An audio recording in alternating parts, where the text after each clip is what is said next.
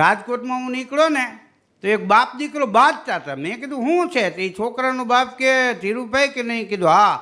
મને કે આ મારો દીકરો છે મગન, એનું હક પણ નક્કી કરવાનું છે, તો એ કે કાલ મારે જોવા જવું.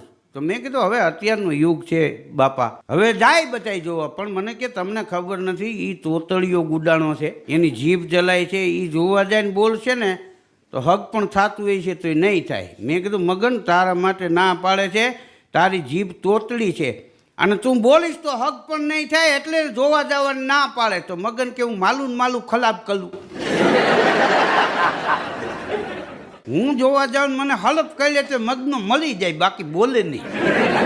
બાકી જોવા જવું પડે, આ લોકો બટકાવી દે. તો મેં કીધું હવે એને જવા દો. હા, એક જાડો જણ હાઈલો જતો હતો ને ખખુડી મખુડી જેવો સાયકલ લઈને નીકળ્યો. ઓલો કે ગામ સુધી લેતો જાય ને તો કે વાહે બેન પેડલ માર તો લઈ જાવ. કે હા બેહી જા. બેહી ગયો. હા તે આમ ઢોરો આવ્યો ને તે ઢોરો ચડ્યો ને, ચડીને સાયકલ ત્યાં ઓલો થાકી રહ્યો કે માન ઢોરો સાયકલ ચડી. તો એ ઓલો જે સાયકલનું હેન્ડલ પકડ્યું એ કે યાર એ તો તોય મેં બ્રેક રાખી એમ કે નકર પાછી પડત.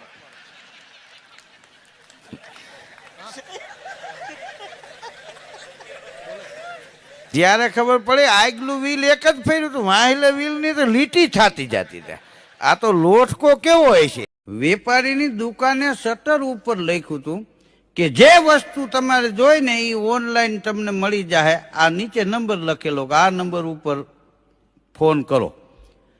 એટલે ઓલા માણસે એ શટરમાં નંબર લખ્યા હતા, ફોન કર્યો તો ઉપાડ્યો શેઠે. તો ઓલો કે હું આ તમારા દુકાન સામે ઊભો છું, શટરમાંથી આ નંબર લખેલા શટર ઉપર, એટલે મેં તમને ફોન કર્યો છે કે આ ઓનલાઈન બધું ક્યાં મળી જાય? તો કે શટર ઊંચું કરીને અંદર વયું આવે.